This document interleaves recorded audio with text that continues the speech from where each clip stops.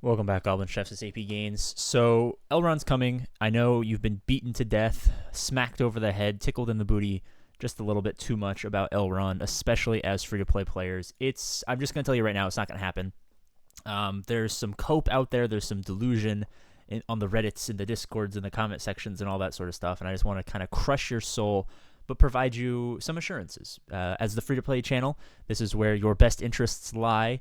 And I'm going to kind of walk you through it. So first and foremost, one thing that absolutely no one is talking about as far as the process of unlocking Elrond is concerned, and this goes for whales or free-to-play, I guess, everyone is focusing, and rightly so, on, how are you possibly going to acquire, these 5 elven characters at 5 stars, right? Like, obviously, Elro here, and the one chick or dude, or I don't even know. This is a man, I believe. I probably just got myself canceled there. I apologize. But, getting those 2 characters to 5 stars, not going to be a problem. Everyone's cracking all their energy in here. Pro tip, don't auto everything at once. If you auto, I think 4 I've had the most success with, which is weird because 4 is also the most successful in Galaxy of Heroes. You'll get a lot of times you'll get like 2 to 4 to 6 shards if you do like a full 120. Like, do I have, no, I don't think I have I don't really have the gems. I'm too poor. I can't be throwing my gems at refreshes right now. So sim 4 or 5 times is usually going to be more successful for you. But even if you get these 2 characters at 5 stars, right? And this goes for whales or free to play, just follow along here. CG, fix the sorting. I don't want to sort by shards. I want to sort by power. Where is the letter E in the English language? All right. So let's say you have these 2, right?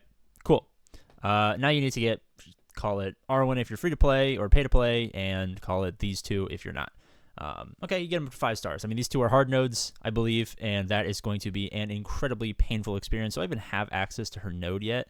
I don't, right? And I am pushing, and I'm doing well, and I'm being very specific about the resources I acquire.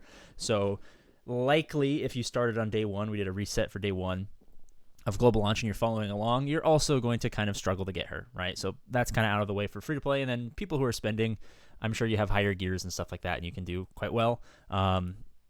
You can get Jack Be Nimble. I actually do believe I have access to him. He's 2.9, so he's there, right? You could totally rip a farm and get 6 Jack shards, and you'll be happy, and you can progress up to 5 stars. So let's say you have every character at 5 stars somehow, all right?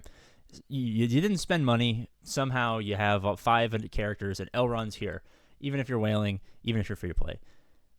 CG is going to probably make it gear 7 to complete this event, right? If because the real money is not selling you the marquee characters. The real money is, the packs that are going to populate the store over here, that are going to sell you gear and stuff like that.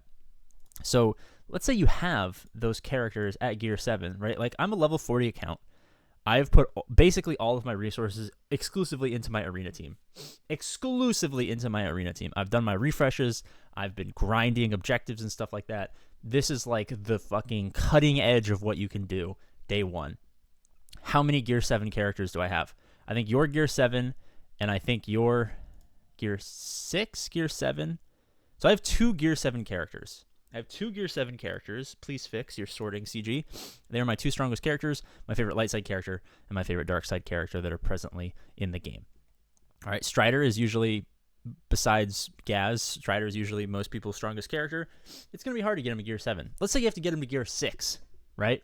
You had to use all of your resources to get 5 elves to 5 stars. Where did all of your stuff go for gear? Because you haven't been farming gear, right? You have been absolutely going hog wild on all of your normal energy going into, Jack, into this chick, right? So you're not really farming gear. You're doing refreshes. I mean, maybe you've done your 350 crystal refreshes or 50 gem refreshes for energy, and you have some extra left over to farm the crystals or whatever. But where are you going to get the gear to take 6 or 5 new characters up to gear 6 or gear 7 to get these elves? You're not. You're just not. I hate to tell you. You are just not going to be able to do it, at least not the first time it's coming around. Now, obviously, you probably had no delusions that you were going to get Elrond the first time around, but I just want to tell you that even if you plan on getting Elrond the second time around, you're going to basically have to hoard all of your gear from now until that second Elrond event to make sure that you can actually get them prepared let alone their shards, but actually their gear. And what that's going to do is that's going to prevent you from putting in resources into your arena team, which is our only source of gem income at the moment. Where am I in arena? I've been doing pretty well. I actually, funny thing, I actually figured out that the AI is better at this game than I am. I don't know what it is. I feel like they just crit more. Even if I do the exact same moves as they do, they just crit more frequently. So I just auto all of my arena battles, and I've been way more successful. Really strange. But even if you're doing, well in arena, like this is where your crystals are. And if you're putting everything into Elrond, this is going to start to fall off. Now, there is the argument that yes, you're going to fall off. You're going to go you're going to go down, down, down. You're not getting any crystals. You're not going to get any of the guilds, the arena store credits. But man, once the second you get Elrond, you are going to be golden. Yes. Sacrificing progression for probably 2+ months could likely get you to the point where you can kind of pick up at that point. But let's say that you're in the Arena Shard of Death, which, well, technically only 20,000 people are. And we're actually going to do a roster review of Josie Wales, the #1 player in the game. So subscribe. I think it's going to come out tomorrow or the day after, or something like that. We're going to show you what his entire roster looks like from top to bottom, all the gear, all the characters, all the whaling, all the money, all the good stuff. And we're going to show you what the top account in the game looks like to make you feel bad because you just don't have enough money. That's okay. I don't have enough money. You don't have enough money. We kind of exist in this ethereal plane of not having enough money, and that's fine because you can still be successful for free-to-play. So I would say that if you're willing to punt progression for 2 months, and by 2 months, I mean we're going to have a raid probably, maybe there's going to be some other cool marquee characters that you're really excited about, and you're not going to be able to progress in those directions.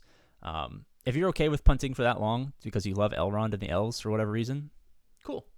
I think it's going to be fantastic for raids. I think it's going to be fantastic for arena. I think it's going to be fantastic for everything. Totally do that. I am going to, personally, I'm going to progress my arena team to the point where I'm getting, I don't know, call it 100 gems a day. I don't even know where I would have to be to get 100 gems a day.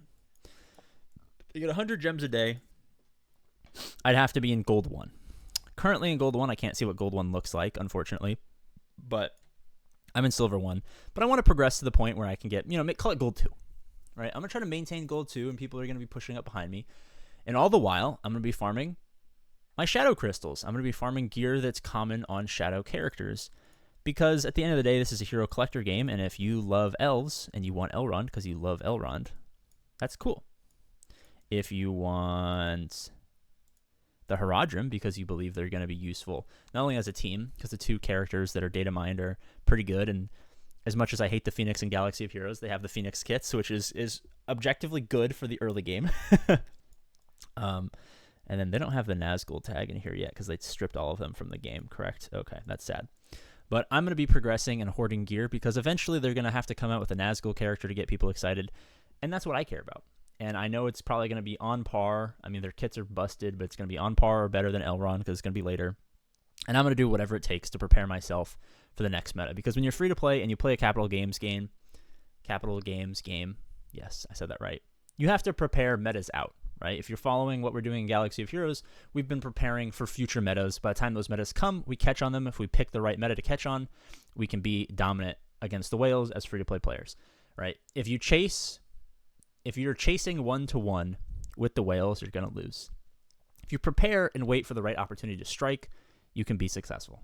That's all I'm saying. Subscribe for whatever reason. I don't know. Bye-bye.